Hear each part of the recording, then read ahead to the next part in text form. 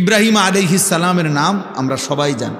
আল্লাহ তাআলার বহুতই মহব্বতের একজন নবী, একজন রাসূল। আল্লাহ তাআলা যাকে নিজের খলিল বানাইছেন, ওয়াত্তাখাযাল্লাহু ইব্রাহিমা খলিলা। আল্লাহ তাআলা বলেন আমি আল্লাহই ইব্রাহিমকে খলিল, বন্ধু বানাইলাম, বন্ধু বানাইলাম। আল্লাহ তাআলা কোরআনুল কারীমের মধ্যে বলছেন ইব্রাহিম আলাইহিস সালামকে যে সে একজন ব্যক্তি, কিন্তু পৃথিবীবাসী শোনো, আমি আল্লাহ বলতেছি আমার ইব্রাহিম একাই কানা উম্মাতান, ইব্রাহিম একাই একটা জাতি। তিনি একজন ব্যক্তি না, বরং এক ব্যক্তি একটা জাতি। জাতি আল্লাহ তাআলা কোরআনুল কারীমের মধ্যে বলছে, আল্লাহ তাআলা কোরআনে বলছে ইন্নী জাইলুকা লিন-নাসি ইমামা। ইব্রাহিম আমি তোমাকে পৃথিবীবাসীর গোটা বিশ্ব মানবতার ইমাম বানিয়ে দিলাম, ইমাম বানিয়ে দিলাম। আল্লাহ তাআলা কোরআনে বলছেন হুয়া সাম্মাকুমুল মুসলিমিন। মুমিন শোনো, ইমানদার, ইব্রাহিমই তোমাদের মুসলিম নামকরণ করেছেন। অনেক মর্যাদা, অনেক সম্মান, অনেক বৈশিষ্ট্য আল্লাহ তাআলা কোরআনুল কারীমের মধ্যে আছে। ওনার নাম কানিতান, আল্লাহর অনুগত, শাকিরান লিআনউমি, আল্লাহ তাআলার সমস্ত নিয়ামতের প্রতি কৃতজ্ঞ। এটা আল্লাহ বলছে ইব্রাহিম আলাইহিস সালামের সিফাত। ইজতাবাহু, আল্লাহ বলে আমি নিজে তাকে বাছাই করেছি। এরকম অনেক আল্লাহ তাআলা মর্যাদা, সম্মান, ইজ্জত ইব্রাহিম আলাইহিস সালামকে দিয়েছেন। আমাদের মিল্লাতের পিতা বানাইছেন, মিল্লাত আবিকুম ইব্রাহিম। এত সম্মান, এত ইজ্জত, এত মর্যাদা আল্লাহ তাআলা দান করছেন। কিন্তু এর আগে আল্লাহ তাআলা ওনাকে বারবার, অগণিতবার পরীক্ষা করেছেন, পরীক্ষা করছে। وَإِذِ ابْتَلَى إِبْرَاهِيمَ رَبُّهُ بِكَلِمَاتٍ فَأَتَمَّهُنَّ। আল্লাহ তাআলা বলছেন আমি ইব্রাহিমকে অনেকবারই পরীক্ষা করেছি, প্রত্যেকবারই আমার ইব্রাহিম শতভাগ উত্তীর্ণ হয়েছে, গোল্ডেন এ প্লাস পাইছে প্রত্যেকবারে। তাফসিরে মধ্যে আছে হযরত আব্দুল্লাহ ইবনে আব্বাস রাদিয়াল্লাহু তাআলা আনহুমা বলছেন আল্লাহ তাআলা ইব্রাহিম আলাইহিস সালামকে 30 বার, কোন বর্ণনায় আছে 70 বার পরীক্ষা করেছে। কি পরীক্ষা করছে এটি অনেক শব্দই বলা সম্ভব না, কিন্তু পরীক্ষা করছেন কিসের? আসলে এই সবগুলো পরীক্ষা হলো আল্লাহ তাআলা একটা জিনিস ওনার থেকে মূলত পরীক্ষা নিছেন, যে বারবারই ইব্রাহিম আলাইহিস সালামের কলিজার মধ্যে আল্লাহর মহব্বত, আল্লাহর ভালোবাসা সবচেয়ে বেশি কিনা আল্লাহ তাআলা এইটা বারবার পরীক্ষা করছে। প্রতিবারই পরীক্ষার মূল টার্গেট ছিল এটা দেখা, যে ইব্রাহিমের কলিজায় আমার ভালোবাসা বেশি নাকি অন্য কোনো ভালোবাসা। ছোট্টবেলায় মা বাবা মূর্তি পূজক, এমনকি মূর্তি বিক্রেতা ওনার আব্বা, কিন্তু উনি সেখানে দাঁড়িয়েও তিনি বাবা মার অনুসরণ না করে ছোট্টবেলাতেই মহান আল্লাহকে ডাক দিছে। ইব্রাহিম আলাইহিস সালাম কোরআনে আছে, আব্বাকে বলছি ইয়া আবাতি লিমা তা'বুদু মা লা ইয়াসমাউ ওয়া লা ইউবসিরু ওয়া লা ইউগনি আনকা শাইআন। হায় আব্বা, এগুলা কি পূজা করেন আপনি? এ কেমন মূর্তির পূজা করেন যে মা লা ইয়াসমাউ, যে মূর্তি কিছু শুনেও না, ওয়া লা ইউবসিরু, কিছু দেখেও না, ওয়া লা ইউগনি আনকা শাইআন, হ্যাঁ, কিচ্ছু উপকারও করতে পারে না। এটা আসেও না, কান্দেও না, মাতেও না, মুতেও না। এটা কিতা সদবোধ, সদবোধ না, এটা কি? লড়েও না, সরেও না, আপনি এটা কিসের ইবাদত করেন? এইভাবে বলছেন ইব্রাহিম আলাইহিস সালামকে ওনার আব্বা আজর বলছে তোরে আমি তেজ্য পুত্র করে বাড়ি ছাড়া করে দেব, পাথর মেরে মেরে ফেলব, লা আরজুমান্নাকা ওয়াহজুরনি মালিয়া। কোরআনে আছে ইব্রাহিম আলাইহিস সালাম বলছেন বাবা আমি আপনাকেও ছেড়ে দিলাম, পুরা ফ্যামিলি ছেড়ে দিলাম, তবে মনে রাখবেন ওয়া আদউ রাব্বি, আমি আমার রব আল্লাহকে ডাক দিলাম। আসা আল্লাহ আকুনা বিদুআই রাব্বি শাকিয়া। এরপরে বললেন বাপ আমি বিশ্বাস করি আমার ওই এক মহান আল্লাহ রবকে ডেকে কেউ কোনোদিন বেইজ্জতি হয় না। রবকে ডেকে কেউ বেইজ্জতি হয় না, আল্লাহকে ডেকে কেউ লাঞ্ছিত হয় না। ওয়াইদা সাআলাকা ইবাদি আন্নী ফাইন্নী করিব।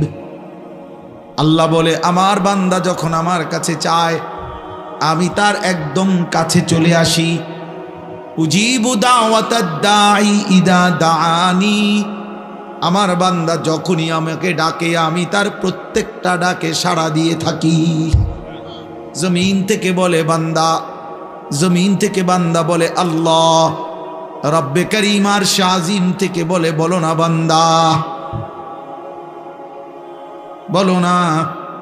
বান্দা বারবার বলে, জিকির করে, তসবিহ পড়ে, কখনো বলে সুবহানাল্লাহ, কখনো বলে আলহামদুলিল্লাহ, কখনো বলে আল্লাহু আকবার, কখনো বলে লা ইলাহা ইল্লাল্লাহ। এভাবে আল্লাহকে ডাকতে থাকে, ডাকতে থাকে। আল্লাহ আল্লাহ আল্লাহ আল্লাহ আল্লাহ আল্লাহ। প্রতিবারই বলে বলো না বান্দা, বলো না লাব্বাইক আবদি, বান্দা আমি তো আছি, বলো না কি চাচ্ছ, কি চাচ্ছ বলো না। কিন্তু বান্দা কিছুই বলে না, শুধু আল্লাহকে ডাকে, আল্লাহকে ডাকে, আল্লাহকে ডাকে। হাদিসের মধ্যে আছে একটা পর্যায়ে আল্লাহ নিজেই তখন বলতে থাকে, আমি বুঝছি বান্দা তুমি আমারে ডাইকা মজা পাইছো, ঠিক আছে বান্দা তুই আমারে ডাকতে থাক, আমি আল্লাহ নিজেই তোকে দিতে থাকি। আমি জানি বান্দা তোর ছেলেটা অসুস্থ, মেয়েটা অসুবিধায় আছে, একটা ছেলে বিদেশে ঝামেলায় আছে, বউটার শরীর ভালো না, তোর নিজেরও শরীর ভালো না, তোর কোথায় কি অসুবিধা আমি তো জানি সব, তুই আমারে শুধু ডাকতে থাক, আমি তোর প্রয়োজন পূরণ করতে থাকি।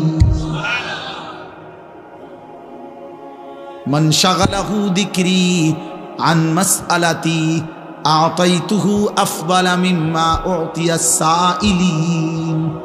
হাদিসে কুদসিতে আছে আল্লাহ বলে আমার যে বান্দা আমার জিকির করতে করতে আমার কাছে চাইতে সময় পায় নাই, আমি তারে সবাই চাইয়া যে টুক নিছে তার চাইতে বেশি দিয়ে দেব। আসা আল্লাহ আকুনা বিদুআই রাব্বি শাকিয়া। এই জন্য ছোট্টবেলার থেকে ইব্রাহিম আলাইহিস সালাম পরীক্ষা দিয়েছে। নমরুদের আগুনের কুণ্ডুলিতে যখন পড়ে তখন ইব্রাহিম আলাইহিস সালাম অগ্নিকুণ্ডে পড়ার সময় জিব্রাইল, মিকাইল, ইসরাফিল, আজরাইল এরকম চারজন ফেরেশতা ওনারা এসে ইব্রাহিম আলাইহিস সালামকে সাহায্য করতে চাইছে। তাফসিরে আছে যে ফেরেশতারা বলছে আপনি আমাদের কাছে সাহায্য চাইলে আমরা আপনাকে আগুনের এই কুণ্ডুলি থেকে বাঁচিয়ে দেব।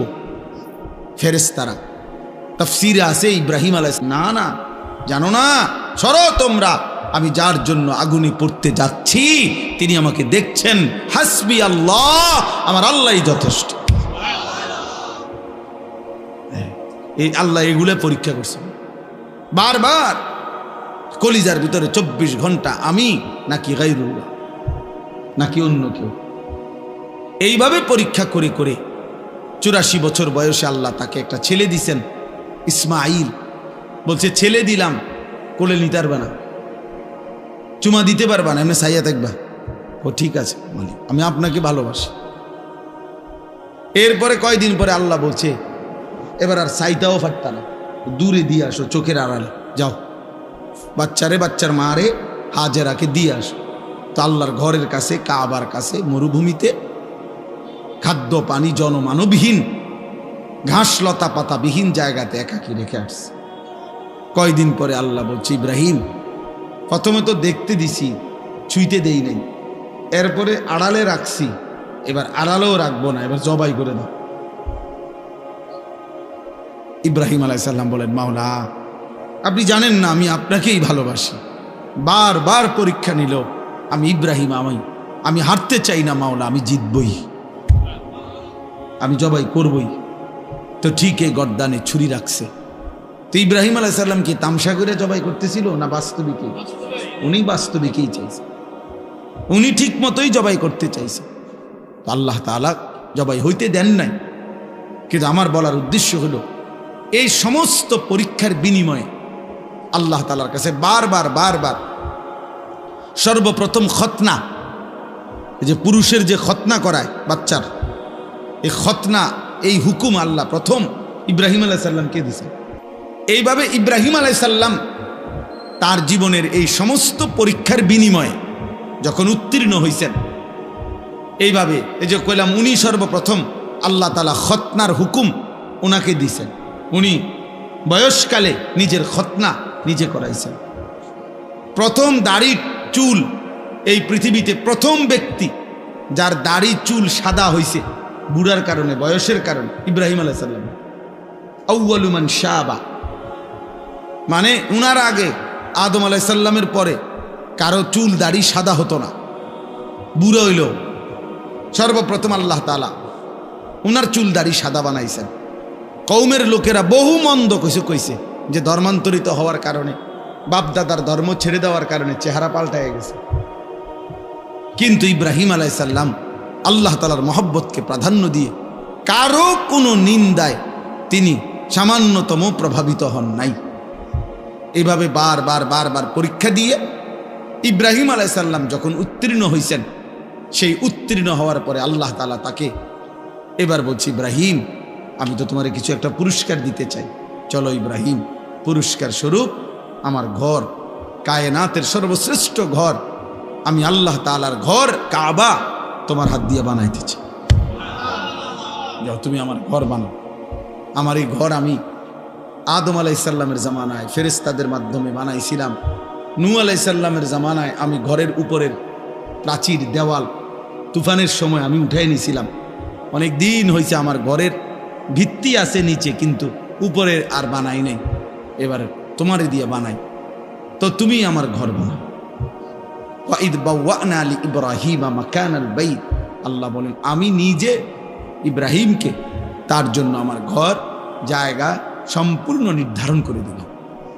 এরপরে সংক্ষেপ কথা হলো, ইব্রাহিম আলাইহিস সালাম ওনার ছেলে ইসমাঈলকে নিয়ে আল্লাহর ঘর নির্মাণ করছেন।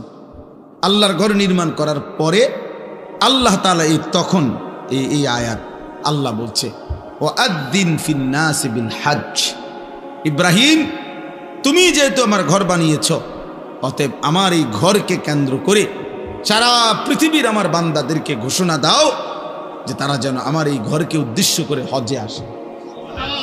ওয়াআদ্দিন ফিন নাস বিল হজ, হজ্জের ঘোষণা দাও।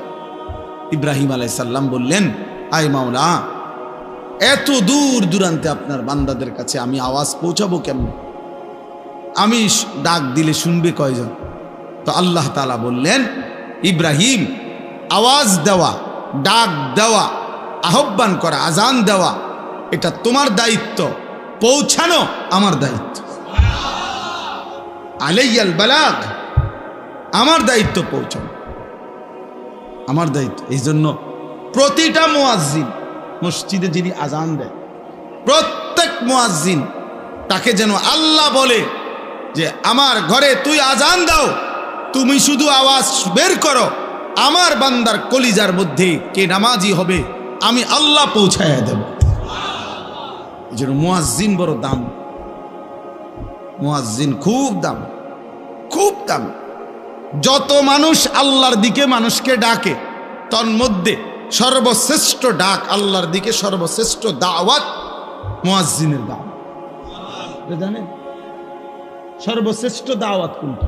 আজান, পূর্ণাঙ্গ দাওয়াত। এই জন্য পৃথিবীর কোন বক্তা, ওয়াইজ, পীর, একের যত বড় বুজুর্গ হোক, যারা মানুষকে আল্লাহর দিকে ডাকে, ওনাদের সকলের দাওয়াতের চাইতেও শ্রেষ্ঠ পূর্ণাঙ্গ পরিপূর্ণ দাওয়াত হলো মুয়াজ্জিনের দাওয়াত, তাওহীদের দাওয়াত। প্রমাণ কি? প্রমাণ হলো এই আজানের দোয়া। এই দোয়াটাই কি?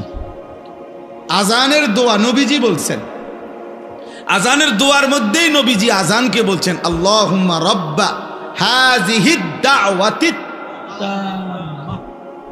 এই যে দাওয়াতিত তাম্মা মানে হলো পূর্ণাঙ্গ দাওয়াত। কি?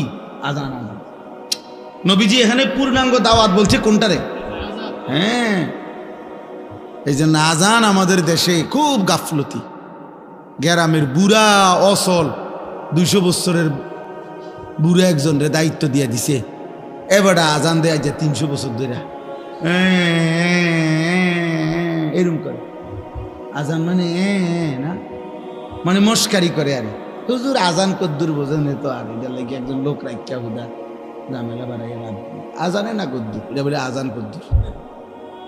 এটার লেগে একজন লোক রাখা টাকা 3000 নষ্ট করার চাইতে বন খাউন, 3000 টাকার বন খাইলে কতগুলো বন পাওয়া যায়, বুঝেন না কথা? আশ্চর্য, আফসুস, অসংখ্য মসজিদ খামখেয়ালি করে মুয়াজ্জিন রাখেন, মুয়াজ্জিন রাখেন, মনে করে এটা কিচ্ছু না, এটা আজান কদ্দুর হুজুর, এটা আবার একবারে এটার লেগে এত একটা লোক রাখতো কিন্তু একজন দিলেই তৈরি, একজন যদি দিলেই হইলো এটা হইতো তো রাসূলুল্লাহ সাল্লাল্লাহু আলাইহি সাল্লামের জামানায় সমস্ত সাহাবী তো আজান দিতে পারতো, তো আলাদা বেলালকে নির্ধারণ করা হলো কেন? কথা বলেন না কেন? আলাদা নির্ধারণ করা হলো কেন?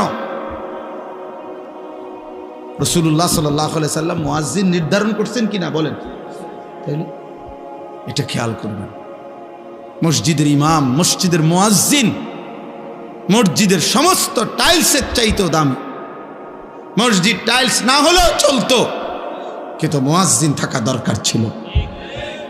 মসজিদে SS5 এর গেট না লাগাইলেও চলতো, মসজিদে উপযুক্ত ইমাম থাকা দরকার ছিল। আগে কইয়াল 4000 টাকা 5000 টাকার ভিতরে হুজুর একজন হুজুর দেন, 5000-এর ভিতরে, হ্যাঁ হুজুরে দিতে হবে 5000-এর ভিতরে। আমি অনেকের জিজ্ঞাসা করছি যে চাচা 5000 টাকাটা কি দিন ধরছেন না শরীরের ওজনে ধরছেন না কি হিসেবে, মানে হুজুর মিলাইছেন কেমনে, যে ডেইলি 300 কইরা না 200 কইরা না কেমনে মিলাইলেন 5000, নাকি হুজুরের শরীরের ওজন, যদি হুজুরের ওজন হয় আপনার 60 কেজি তাহলে বেতনে 5000 কেমনি মিলাইছেন? আহা আফসুস, হায় মুসলমান, যদি আখিরাতের কদর বুঝতো, যদি নামাজের প্রয়োজন বুঝতো, যদি প্রয়োজনীয় মাসাইল শিখা, ওযু, নামাজ, গোসল, হালাল হারাম, বাজার ব্যবসা, বিবাহ শাদী, লেনদেনে, যাকাত সাদাকা, ইসলামের বিধান যদি পূর্ণ মানার প্রয়োজন বোধ করত, তো খোদার কসম এই সমাজের ইমাম আর মুয়াজ্জিনই হতো সবচেয়ে বেশি পয়সার বেতনধারী।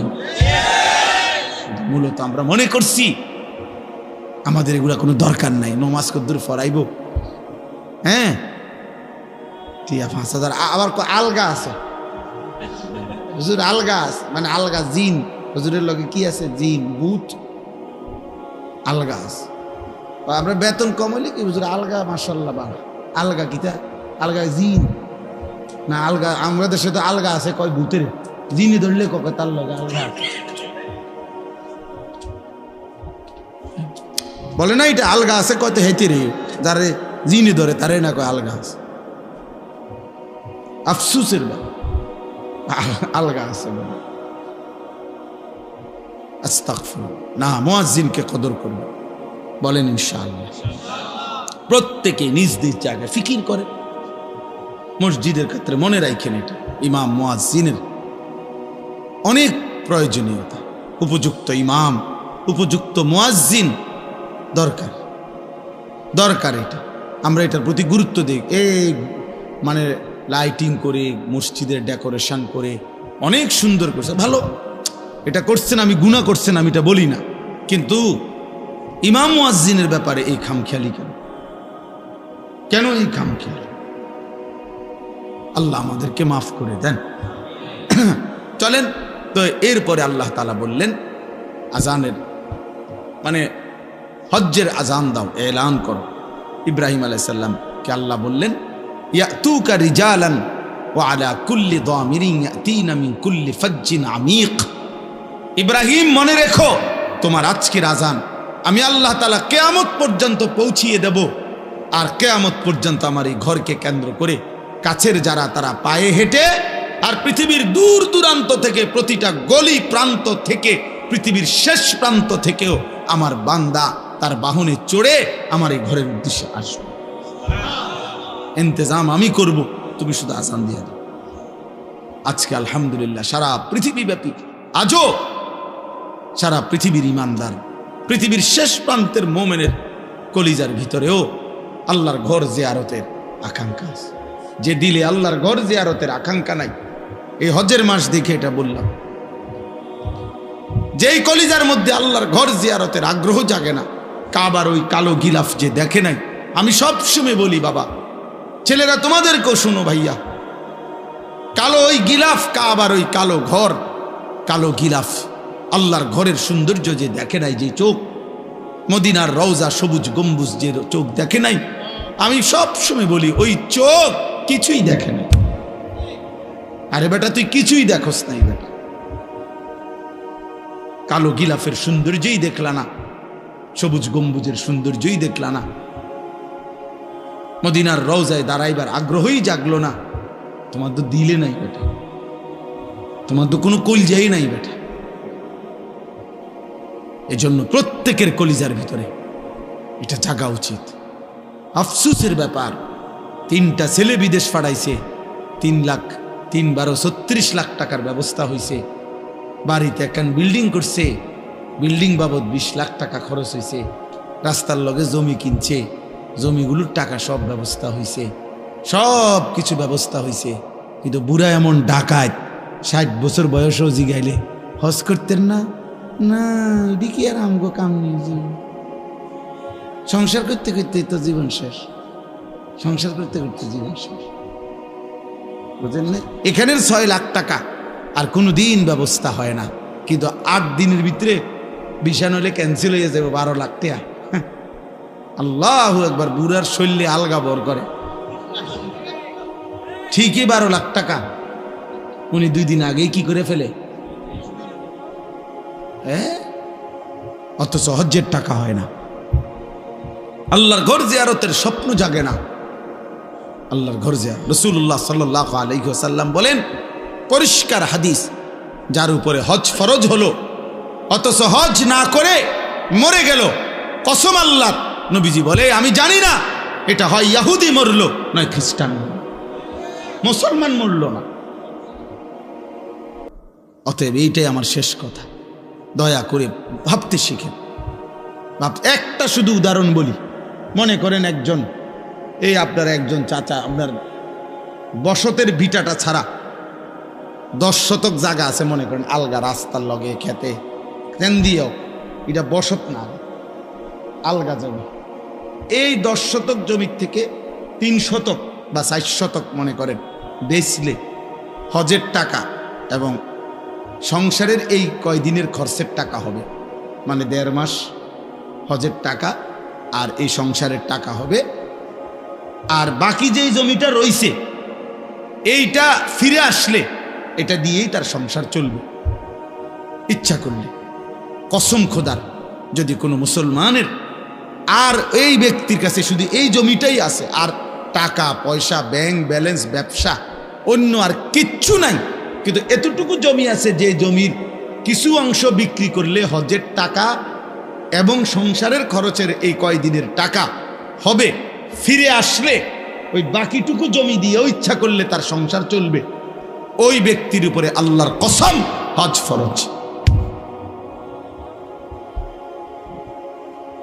এবার আপনারা হিসাব করেন বইয়া কি পরিমাণ মুসলমানের উপরে হজ।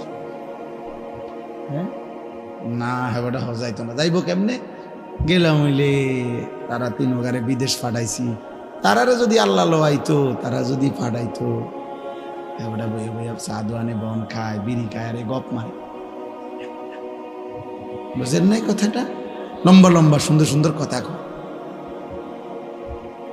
ও 3 ফুটে যদি দয়া করে তারা যদি বিদেশের টাকা দিয়া হেবাটারে হজে পাঠায় তাহলে যাবে, নাহলে যাবে না। তো কোনো সন্তান বিদেশ পাঠাইলেনি হজ ফরজ হয়, কথা বলেন না কেন? তো ফুট বিদেশের লগে হজের কি?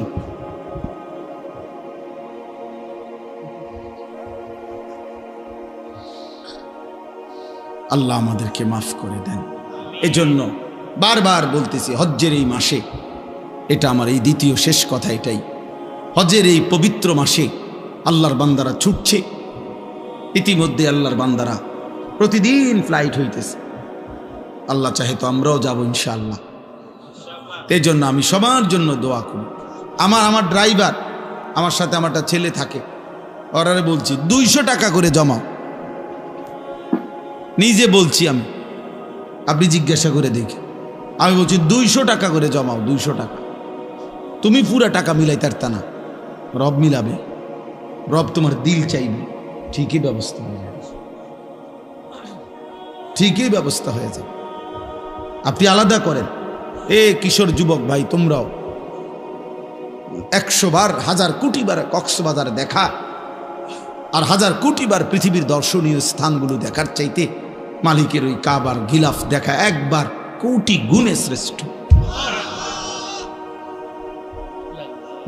তুমি এটা আন্দাজই করতে পারবা না ওই ঘর দেখার স্বাদ কেমন, ওই ঘর দেখার মজা কেমন।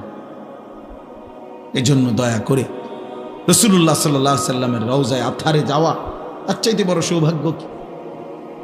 আমি প্রথম যে বছর নবীজির রওজায় সামনে দাঁড়াইছি, তো আমি তাকাইয়ে রইছি আর কাঁদতেছিলাম আর বলতেছিলাম যে হায় রাসূল, সেই ছোট্টবেলা থেকে কতবার আপনার নাম নিলাম, কত কিতাব পড়লাম, কতভাবে আপনার নাম বললাম, আর আপনি এখানে, আপনি এখানে। এই জন্য আমরা প্রত্যেকে ইনশাআল্লাহ আল্লাহর ঘর জিয়ারতের স্বপ্ন, মালিকের ঘর দেখবেন। এটা মুমিনের যুগ যুগান্তের, মুমিনের জীবনের একটা সাধনা, স্বপ্ন যে আমি আমার রবের ঘর দেখি। এর টাকার হিসাব কি? আমার শায়েখ আল্লামা মুফতি মুশতাকুন নবী সাহেব প্রতি বছর, আমি মনে হয় 20 বছর ধরে দেখি ওনারে, সব সময় হজ্জে যায়, উমরায় যায়। আমি একবার ওনারে জিজ্ঞাসা করছি যে হুজুর, এই পর্যন্ত আপনি কয়বার হজ করছেন, হজ উমরা করছেন কয়বার? হুজুরে এক সুন্দর কথা বলছে, মাওলানা শ্বশুর বাড়িতে মানুষে কয়বার যায় গুণানি যায়, শ্বশুর বাড়িতে কি গুণানি যায়? বললেন তো মানে অর্থ হইল যে মাওলানা হজ্জের সফর ভালোবাসার সফর। কিসের সফর? ভালোবাসার সফর। এ তো প্রেমের সফর, এ তো মহব্বতের সফর। অতএব ভালোবাসার সফরে আবার হিসাব কি, কয়বার গেছি এই হিসাবের তো বিষয় না, মালিকের ঘরে বারবার যাইতে পারা এটাই তো বড় বিষয়। আমি ওই উপরে তাওয়াফ করলে, মানে কাবা ঘরের চারদিকে যে তাওয়াফ করে, এখন আধুনিক সিস্টেম হলো ওখানে এই নিচতলা আছে, দোতলা আছে, 3 তালা আছে, 4 তালা আছে, এমনি এমনি একের 6 তালা পর্যন্ত আছে। তো চারদিকে তো 3 তলায় তাওয়াফ করলে ধাক্কাধাক্কি কম, ঠেলাঠেলি কম, আরামসে তাওয়াফ করা যায় আস্তে আস্তে। তো কিন্তু সময় বেশি লাগে, প্রায় 1 ঘন্টা 1 ঘন্টা 10 মিনিট সময় লাগে। নিচে করলে 20-25 মিনিট সময় লাগে। হ্যাঁ, তো আমি একদিন হুজুরে আমারে বলতেছে মাওলানা 3 তালা দিয়ে তাওয়াফ করবেন। তা আমার আবার 2 দিন পরে আমার কইলো তাওয়াফ করছেন? আমি হ করছি। কোনান দিয়ে? আমি বললাম নিচে। আপনারা না বললাম উপরে তাওয়াফ করতেন? আমি বললাম হ করছি তো, কিন্তু এনে সময় বেশি লাগে, 1 ঘন্টার উপরে লাগে। এই তখন হুজুরে আমারে বলছিল মাওলানা সময় কি আপনার আব্বার? বলছি না, আল্লাহ। বললেন তাহলে আল্লাহর দেওয়া সময় আল্লাহর জন্য একটু বেশি ব্যয় হবে, এর জন্য আপত্তি কিসের? এই জন্য দয়া করে আল্লাহর দেওয়া রিজিক, আল্লাহর দেওয়া মাল, আল্লাহর দেওয়া সম্পদ আমার মালিকের জন্য খরচ হবে, এটার মধ্যে কার্পণ্য কিসের? আর আল্লাহর নবী সাল্লাল্লাহু আলাইহি ওয়াসাল্লাম বলছেন মা আমআরা হাজ্জুন কাত্তু, এই শেষ কথা বলবেন। নবীজি বলছেন, আল্লাহর কসম নবী বলছেন, কোন হাজি হজের জন্য, উমরার জন্য আল্লাহর পথে এই হজ উমরার সফরে খরচ করে নবীজি বলছেন কখনোই গরিব হবে না। বিয়াতে খরচ করে মানুষে ফকির হয়, ব্যবসায় খরচ করে মানুষে ফকির হয়, অন্যখানে ফকির হইতে পারে, বিল্ডিং করতে গিয়া ফকির হয়ে গেছে, কিন্তু রাসূল বলছে আমার আল্লাহর ঘরের জিয়ারত করতে গিয়ে টাকা খরচ করার কারণে এই লোকটি ফকির হইছে, এমনটা হবে না, আমি রাসূল গ্যারান্টি দিলাম। আল্লাহ আমাদের প্রত্যেককে আল্লাহর ঘর জিয়ারতের তৌফিক দান করেন। কোরআনুল কারীমের মধ্যে আছে কালিলাম মা তাশকুরুন। আল্লাহ তাআলা বলেন শুকর আদায় করে কম। কালিলাম মা তাযাক্কারুন। কোরআনে আল্লাহ বলেন উপদেশ গ্রহণ করে কম। ওয়া কালিলুম মিন ইবাদিয়াশ শাকুর। আল্লাহ বলেন আমার শুকরকারী বান্দা পরিমাণে কম। তাহলে আল্লাহর অনুগত, আল্লাহর কথা শুনে আল্লাহর কথার প্রতি কৃতজ্ঞ হয়, এরকম পরিমাণ সবসময় কমই হয়। এই যে এটা নিয়ে আফসোসের কিছু নেই। কম কিংবা বেশি, সফলতা কিংবা ব্যর্থতার কিছু নেই। এখানে মনে করেন 50,000 লোক হইলে আমার কবর রাজা মাফ তো কথা কয় না তো আল্লাহ বলি কেমন বুটও হারাইলাম না, কবর রাজাবও মাফ হইল না, তাহলে আমার কি হলো? কাজে এখানে সংখ্যা কোনো কি না বিষয় না, কতজন এটা কোনো কিছু। সবাই চিনলে সফল, সবাই না চিনলে ব্যর্থ, এটা কোরআন সুন্নাহর কথা না, এসে ইসলামের কোনো বক্তব্য না। জনপ্রিয়তা কোনো জরুরি কোনো বিষয় না। কোরআনুল কারীমের মধ্যে 25 জন নবী এবং রাসূলের নাম আছে। কতজন? তো মোট নবী রাসূল কি 25 জন? তো বাকিদের নাম নাই কেন? যাদের নাম নাই ওনারা ব্যর্থ। পৃথিবীতে 5,000 সাহাবীর নাম কোনো কিতাবে নাই। সবগুলো কিতাবে একসাথ করে একবারে বাড়ি চালান দিলেও তো আমরা হবে না। 5,000 সাহাবীর নামও একসাথে পাওয়া যাবে না। তো 1.25 লক্ষ সাহাবী তো বিদায় হজ্জের ময়দানে, আরাফাতের ময়দানে নবীজির সামনে ছিল। হজের সময় নবীজি যে বছর হজ করেছেন 1.25 লাখ সাহাবী ছিল। তাহলে 1,25,000 সাহাবীর মধ্যে 5,000-এর নামও তো কোনো কিতাবে নাই, কোনো বইতে নাই, ইতিহাসে নাই, নাই ওনাদের নাম কেউ জানে না। তাহলে যাদের নাম কেউ জানে না ওনারা ব্যর্থ তো আর তাহলে সমস্যা কি? এই জন্য দোস্ত, সবাই চিনলেই সফল, না চিনলে ব্যর্থ, এমন কিছু না। এটা কোনো বিষয় না। বুজুর্গানে দ্বীন বলে আল্লাহ তাআলার 2টা নাম আছে, আয-যাহির আল-বাতিন।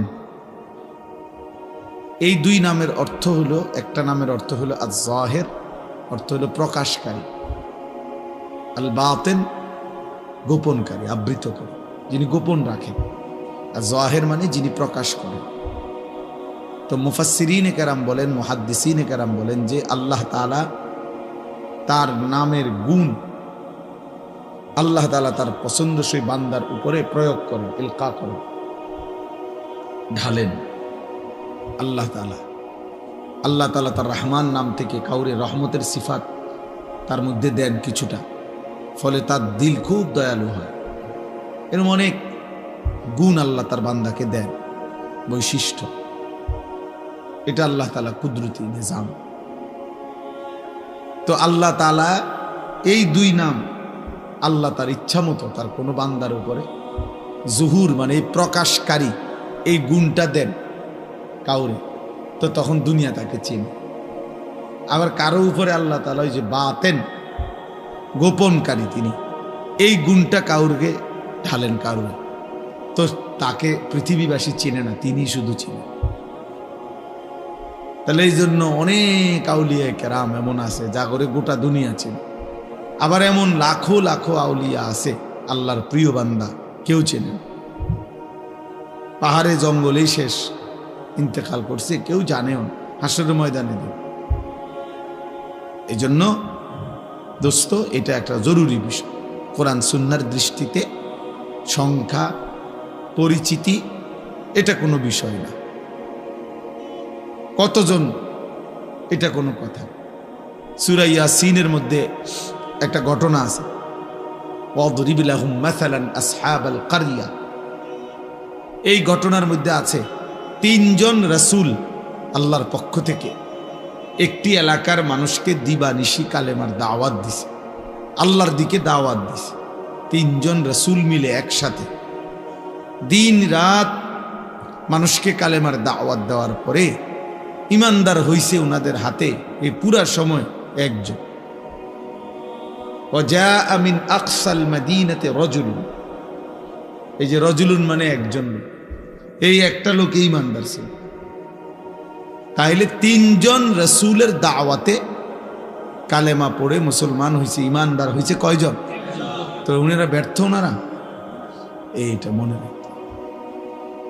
মনে রাখতে হবে। এই জন্য আল্লাহর কথার দিকে আন্তরিক হওয়া দরকার। কম হোক বেশি হোক, যে মনোযোগ দিয়ে, জওয়ান কিংবা বুড়ো, আল্লাহর কথা যে দিল দিয়া মনোযোগ দিয়ে আন্তরিকতা নিয়ে শুনে, আল্লাহ তার জিন্দেগি ধীরে ধীরে বদলায়। কোনো গাফেল বদলায় না, অলস বদলায় না, গাফেলই থেকে যায়। খামখেয়ালি আর কি, অবহেলা, অলসতা। কোরআনুল কারীমের মধ্যে আছে, আল্লাহ তাআলা আমাদের নবী সাল্লাল্লাহু আলাইহি ওয়াসাল্লামকে বলছে, এই যে এখন আমাদের প্রিয় ভাই মাওলানা মুফতি ইউসুফ বিন ইকবাল, আপনারা যদি কেউ শুনে থাকেন তার বয়ান, তো আন্দাজ করবেন যে সে কি পরিমাণ পড়াশোনা করছে। রাসূলুল্লাহ সাল্লাল্লাহু আলাইহি ওয়াসাল্লামের শত শত হাদিস আল্লাহ তাআলা তার কলিজায় সিনার মধ্যে মুখস্থ রাখছে। যাই বলে কিতাবের নাম, মুসান্নিফের নাম সহ বলে। আমি নিজেও ওনার বয়ান শুনি, ব্যক্তিগতভাবে মহব্বত করি। তো আপনাদেরকে জিকিরের কথা বলতেছিল। কোরআনুল কারীমের মধ্যে আছে, আল্লাহ তাআলা আমাদের নবী সাল্লাল্লাহু আলাইহি ওয়াসাল্লামকে জিকির করতে বলছে। ওয়াযকুর রাব্বাকা ফি নাফসিকা তাদাররুআন ওয়া খীফা ওয়া দুনাল জাহরি মিনাল কওল বিল গুদুওয়ি ওয়াল আসাল। আল্লাহ বলছে, নবী আপনি 3 ভাবে জিকির করবেন। 1, দিলে দিলে, অন্তরে। 2, আওয়াজ ছাড়া জিহ্বায়, মানে শব্দ হবে না, নিঃশব্দে, তবে জবানে তবে শব্দ নাই। আর হলো হালকা আওয়াজ, সকালে এবং সন্ধ্যায়, মানে দিবানিশি। তো এখানে একটা কথা আছে যে এর পরেই আল্লাহ বলছে ওয়ালা তাকুম মিনাল গাফিলিন। নবীজিকে আল্লাহ বলছে, বন্ধু গাফিলদের অন্তর্ভুক্ত হয়েন না। তাহলে আমাদের রাসূল সাল্লাল্লাহু আলাইহি সাল্লামকে যেখানে আল্লাহ বলছে গাফিলদের অন্তর্ভুক্ত হবেন না, নবীজি সাল্লাল্লাহু আলাইহি ওয়াসাল্লাম গাফিল হওয়ার কোনো প্রশ্নই আসে না। 24 ঘন্টা তিনি আল্লাহ পাকের ধ্যান ও খেয়ালে থাকতেন। সেই তাকেই আল্লাহ বলছে, এরপরেও বলতেছে যে আপনি গাফিলদের অন্তর্ভুক্ত হবেন না। তাইলে আমাদের জন্য কি পরিমাণ গুরুত্ব। কিন্তু তোমরা ছেলেরা, বাপ, অগণিত ছেলে বাবা, তোমরা বুঝতেই চাও না যে তোমাদের জীবনের কোনো গন্তব্য আছে কিনা, টার্গেট আছে কিনা, কোথায় গিয়ে থামবা তুমি, তোমার জীবন শেষ পর্যন্ত কোথায় গিয়ে পৌঁছবে।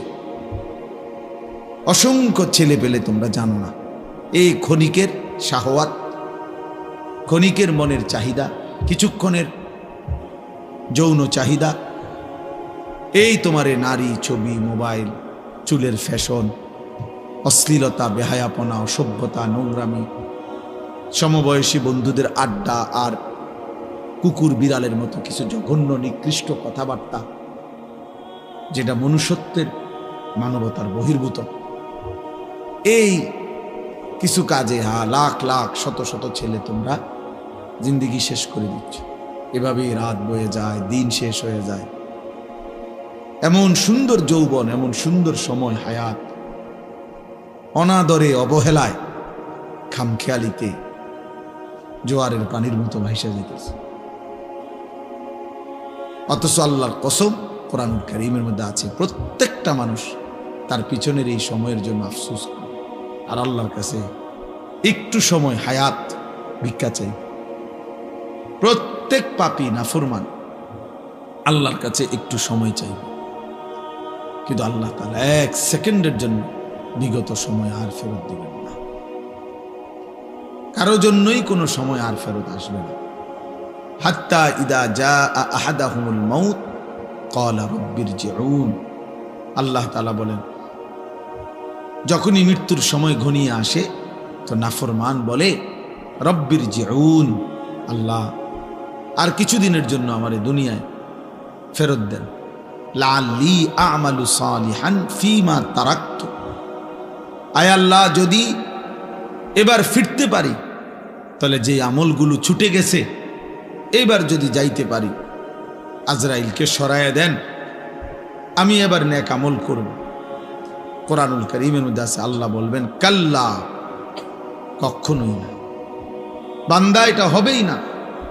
আর কোনোদিন আমি আল্লাহ পেছনের সেই সময় ফেরত দেব না।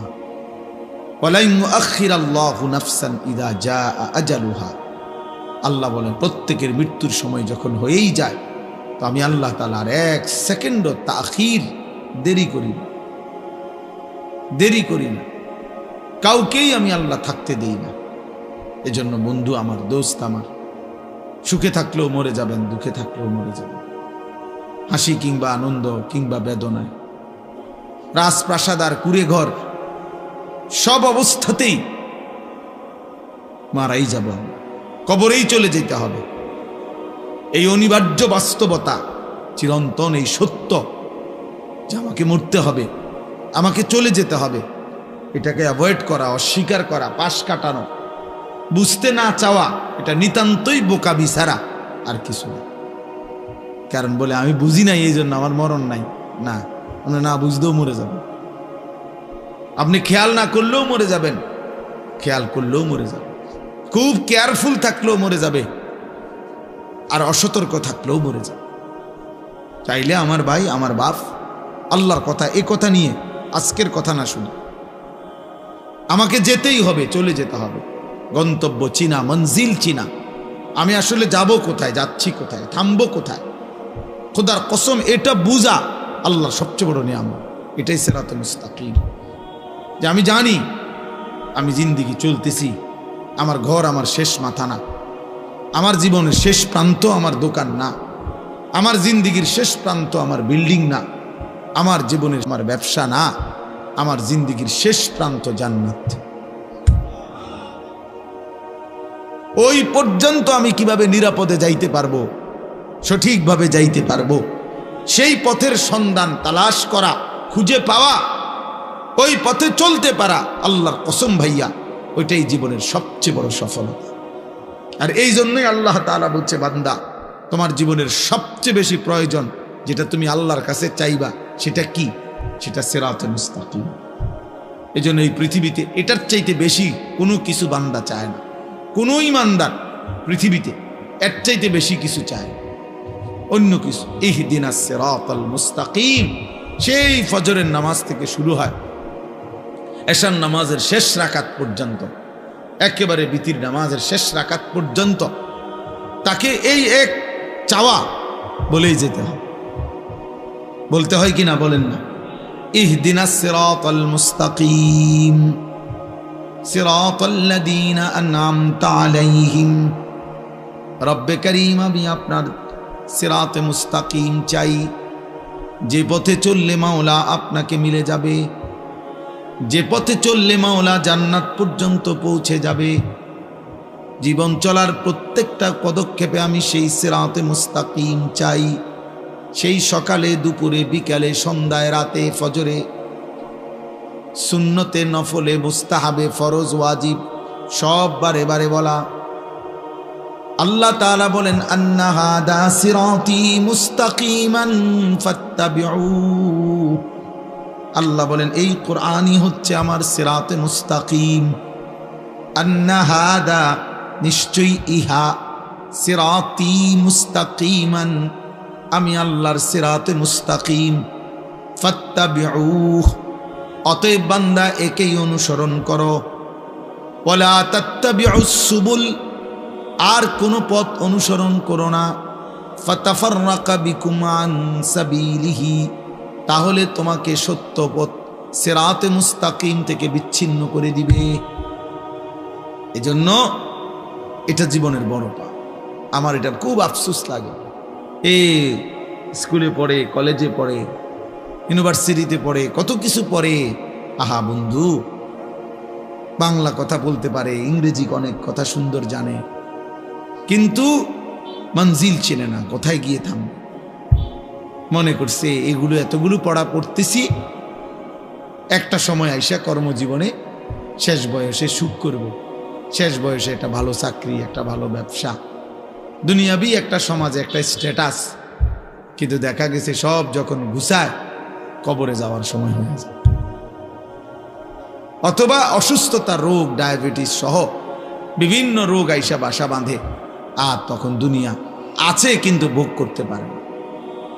প্রতিদিন সকালবেলা যে কোনো ডায়াবেটিক হসপিটালে কেউ যদি যায় 7টা বাজে, দেখেন কি পরিমাণ বয়স্ক মাঝবয়সী লোক, ভদ্রলোক, শিক্ষিত, উচ্চ শিক্ষিত, সমাজের এলিট পার্সন কিভাবে বসে সিরিয়াল ধরে রয়েছে ডায়াবেটিস পরীক্ষা করতে।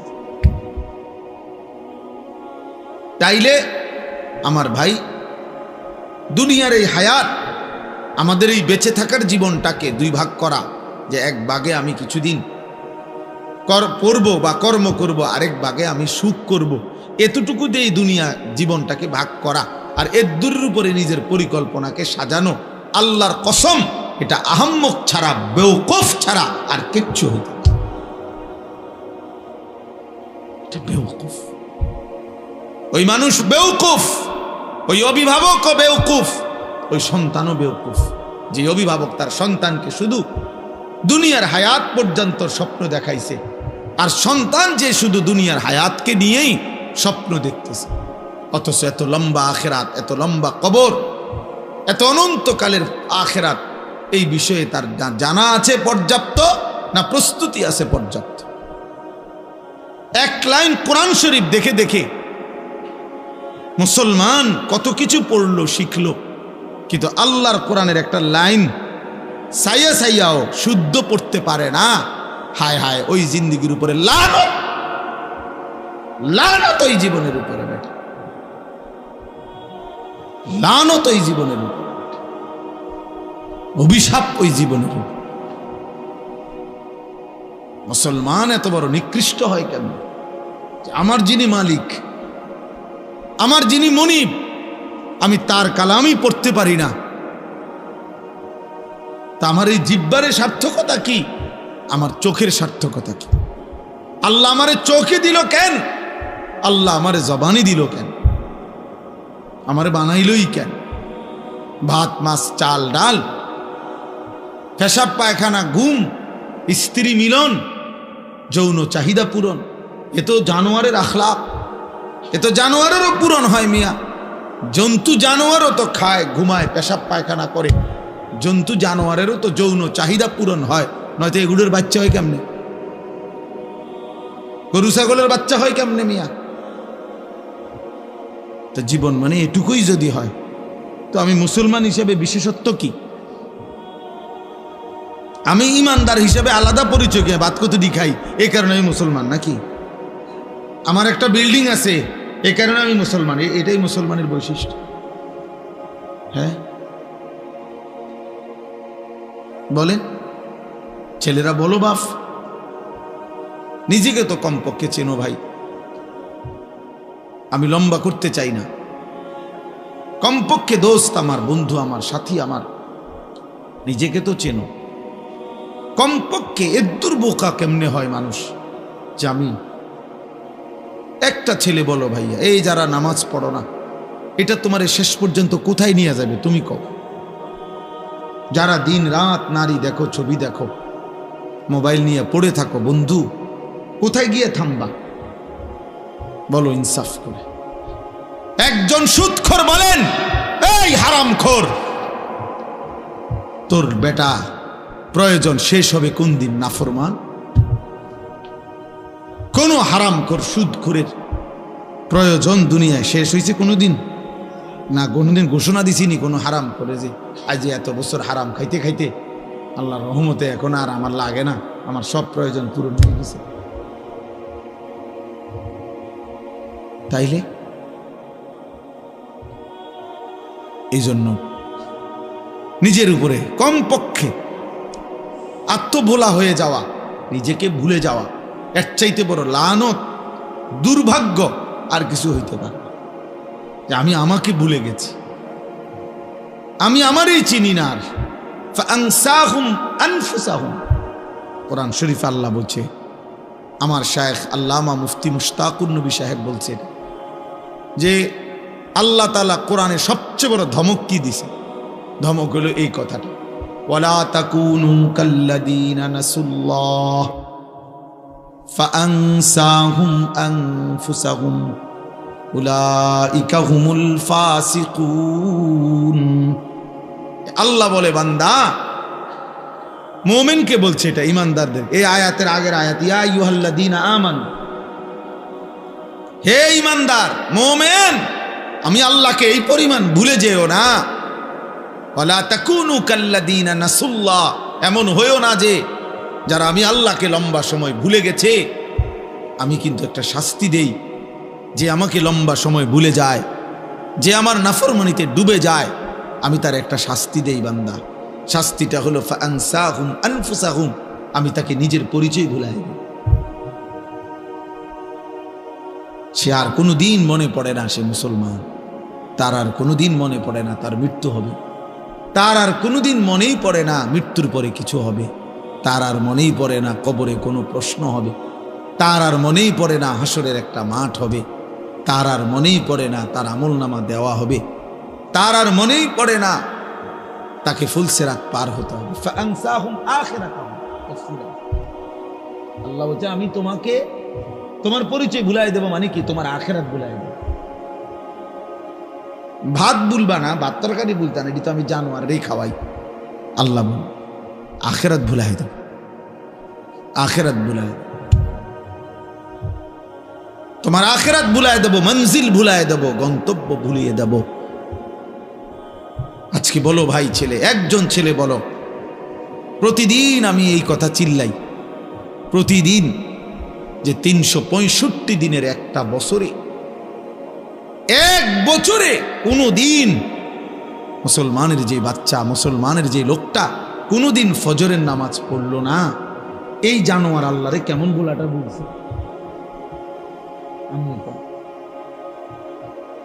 এই জানোয়ার কত বড় জানোয়ার, এটা কত বড় নিকৃষ্ট জন্তু। কুত্তা তার চাইতে কোটি গুণ ভালো বেটা, কুত্তার চাইতে 1,00,000 গুণ ভালো। কুত্তা মালিকের নাফরমানি করে না।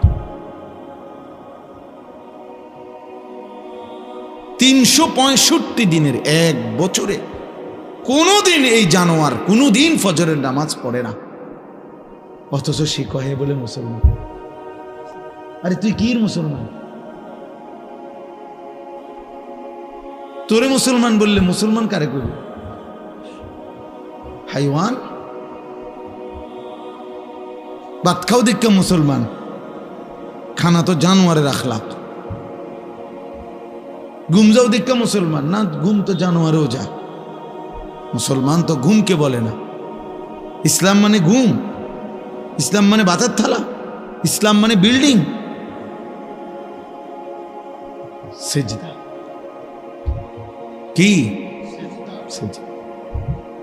সেজদা আল্লাহ বলছে সেজদা। এই কপাল খেয়াল রাখলে হবে, এই কপাল রব্বুল আলামিন, আপনারা সবাই খেয়াল করে বুঝেন, এই কপাল পৃথিবীর উপার্জনের কোনো কাজে লাগে না। মানুষের হাত, পাও, চোখ, কান, দিমাগ মানে বুদ্ধি, বিবেক, এগুলো দুনিয়াবি বিভিন্ন উপার্জন করার জন্য লাগে। চাকরি হোক, ব্যবসা হোক, দোকান হোক, ক্ষেত হোক, খামার হোক। কিন্তু কপাল দিয়া মানে কপাল ঠেললা টাইনা দুনিয়াবি কোনো উপার্জন করে না। কপাল দুনিয়ার কামাই রোজগারির কোনো কামে লাগে না। তো এইটা আল্লাহ তাআলা কেন বানাইলেন কপাল? আল্লাহ তাআলা শুধুমাত্র ভাইয়া একটা যুবক হলেও ভাইবো বাবা, আল্লাহ তাআলা এই কপাল শুধুই বানাইছেন সেজদার জন্য। এজন্য সেজদা আরবিতে কাকে বলে? আরবিতে সেজদার সংজ্ঞা কি?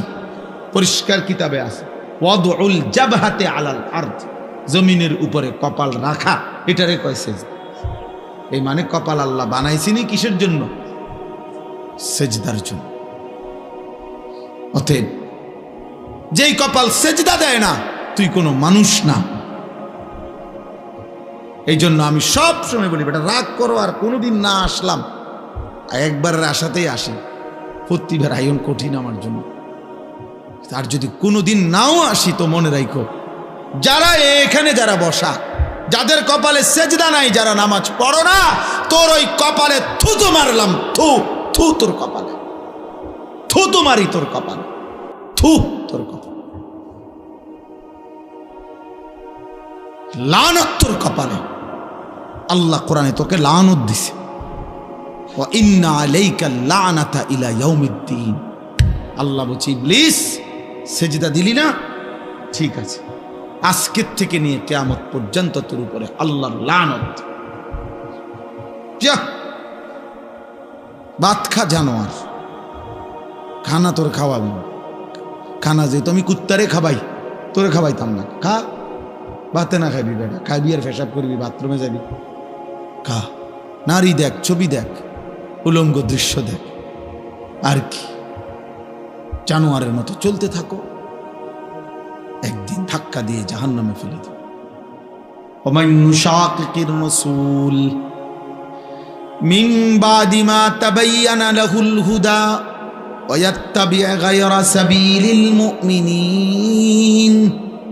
আল্লাহ বলেন আমার রাসূলের বিরুদ্ধাচরণ যে করবে, আমার ইমানদার মুমিন যেই পথে চলে তার উল্টো পথে যে চলবে, দুইটা অপরাধ।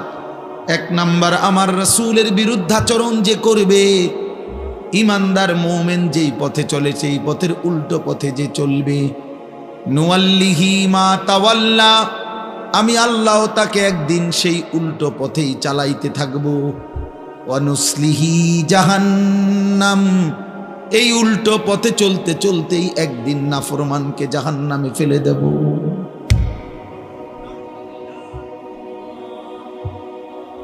হ্যাঁ ভাইয়া, ভাত খাওয়াবে ঠিক, কিন্তু যদি আল্লাহ কোনোদিন, আর আমার কথা রাগ হইও না দোস্ত, যারা নিয়মিত নামাজ পড়েন না, হালাল খান না, সুদ খাইতেছেন, ঘুষ খাইতেছেন, কিস্তি লইতে আছেন, ওজনে কম দিতে আছেন, বেডি নাচে, নাচ দেখে, গান দেখে, বেপর্দা চলে, ঘরে টেলিভিশন চলে, নর্তকী নাচে। আচ্ছা, যদি আল্লাহ তাআলা কোনোদিন না ফিরায়, আর কোনোদিন যদি তৌফিক না দেয়, যুবক মনে করো আর কোনোদিন তোমার সেজদার তৌফিক দিলই না, আর কোনোদিন মনেই পড়লো না নাম, তো কি হবে অবস্থা? কোনোদিন আর এই গুনাহ থেকে, হারামের উপার্জন থেকে, সুদের টাকা, ঘুষের টাকা, হারাম উপার্জন থেকে আর ফিরবার সুযোগই দিছে না মনে করো, তো তখন কি হবে? হ্যাঁ, এরপরে গন্তব্যটা কোথায়? এটা বোঝা উচিত, এটা বোঝা উচিত। আমরা ওয়াজ শুধুই ওয়াজ, বক্তা যাচাই করা না, যে এক এক বছর লাইরা সেরা বক্তা দাওয়াত দাও, যখন যার একটু পরিস্থিতি আছে তারে আইনা দাওয়াত দাও, কিছু লোক হইব, কিছু চটপটি বুট বাদাম বেচা হইব, হ্যাঁ কিছু মানুষ, এর জন্য না বাপ, আমি ব্যক্তিগতভাবে এর পক্ষপাতী না। আমার কথা হইল একজনই শুনুক আর 10 জনই শুনুক, বলতে হবে আল্লাহর জন্য। এই জন্য ভাই আমার, বাবা আমার, আমরা প্রত্যেকেই ইনশাআল্লাহ আল্লাহর দিকে ফিরে, আল্লাহর দিকে ফিরে আসা, মালিককে সেজদা দেওয়া, এর মধ্যেই আমাদের ইজ্জত, শান্তি, নিরাপত্তা, দুনিয়ারও সৌন্দর্য, আখিরাতেরও সৌন্দর্য। কোনো হারামখোর খুশিতে নাই, কোনো সুদখোর বেঈমান, এই ঘৃণিত কোনো পাপী মানুষের কাছে সমাদৃত হয় না। কেউ হয়তো সামনাসামনি বেইজ্জতি হয়, কেউ হয়তো পিছনে হলেও কি হয়, বেইজ্জতি হয়। কোনো সুদখোররে কেউ কোনো জোনায়েদ বাগদাদি কয় না। মানুষ এত বেকুব না, আপনি খাইবেন সুদ, আর মানুষকে মাশাআল্লাহ মানে দেখতে একেবারে জোনায়েদ বাগদাদির মতো লাগে। হ্যাঁ, মানুষে চিরা খায় আর আপনি ভাত খান। মানুষে বুঝে না, বাটফাররে মানুষে চেনে না। কথা বোঝেন নাই? যে মানুষ আলোকে আলোই বলে, অন্ধকারকে কি অন্ধকারই বলে। এজন্য প্রত্যেকটা ফরমান সীমালঙ্ঘনকারী, জালেম, বেইজ্জতি হয়। এটা সবক বন্ধু, সবক। এটা আমাদের জন্য শিক্ষা। একটা আদালত অঙ্গন, যাদের কথায়, যার কথায় আঙ্গুলের ইশারায় যার উঠত বসত, থরথর করে কাঁপত, সময়ের অল্প দিনের ব্যবধানে আজ যখন সেই আদালতে তাকে নেওয়া হয়েছে, তোর পথচারীরা তারে থাবড়ায়, পৃথিবীবাসী দেখছে, পৃথিবীবাসী দেখছে,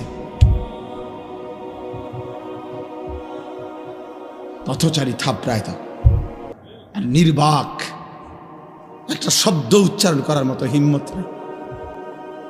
কোথায় সেই অহংকারী, কোথায় সেই প্রতাপ? বলেন বলেন, সবক নেন। শুধু রাজনীতির হিসাব না, জীবনের জন্য সবক নেওয়া উচিত, জীবনের জন্য। এই দেখবেন একদিন ইসরায়েলের এই কুত্তার পরিণতিও এমন নিকৃষ্ট হবে যে পৃথিবীব্যাপী ফেরাউন নমরুদের মতো পৃথিবীবাসী একদিন তাকে দিয়েও দৃষ্টান্ত দেবে,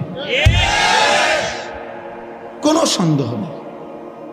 এই নেতানিয়াহু নামের এই কুত্তারে দিয়েও একদিন পৃথিবীবাসী উদাহরণ দেবে যে ফেরাউন নমরুদের পরবর্তী এক নমরুদের উত্তরসূরি ছিল, ফেরাউনের এক উত্তরসূরি ছিল নেতানিয়াহু। শুনবে, এজন্য কেউ ভাইয়া, কেউ না ইজ্জত পায় না বাপ, কোনো না। আমি কিংবা তুমি, জওয়ান কিংবা বুড়া, সম্মান মিলবে না, সম্মান মিলবে না। এজন্য দয়া করে নিজের উপরে দয়া করেন, নিজের সুন্দর করেন, আখলাক সুন্দর করেন, হালাল উপার্জনের প্রতি যত্নবান হন। মানুষ ঘৃণাই করে।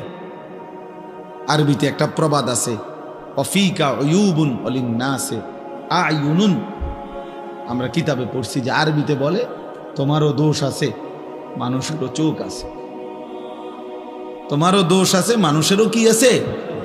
চোখ আছে। মানুষ চোখ বন্ধ করে থাকে না, কাজে মানুষ বুঝে। এই জন্য প্রিয় ছেলে ভাই, তোমাদেরকে বলি ভাই, যারা এক ওয়াক্ত নামাজ পড়ো না, তুমি 1 মিনিট ভাইবা দেখো এই সমাজের মানুষ তোমাকে কি মনে করে। সারাক্ষণ নারী ছবি, মোবাইলে অস্থির দৃশ্য, তুমি ডানে বামে তাকায় দেখো, মানুষ তোমাকে প্রিয় মনে করে না অপ্রিয় মনে করে। তো আল্লাহর কাছেও তোমার ইজ্জত হারাইলা, কারণ গুনাহ তো কোনো পাপীকে তো আল্লাহ তাআলা সম্মানিত করবে না, করবেন তো মানুষের কাছেও তো তুমি ঘৃণিত, মানুষের কাছেও তো ঘৃণিত। তো জীবনের অর্জন কোথায় বলে? আল্লাহ আমাদেরকে মাফ করে দেন। এর বিপরীতে আমরা এবার এই যে আয়াত পড়ছি, ইব্রাহিম আলাইহিস সালামকে লক্ষ্য করে, এই সংক্ষেপে আর অল্প একটু কথা বলি তাইলে শেষ।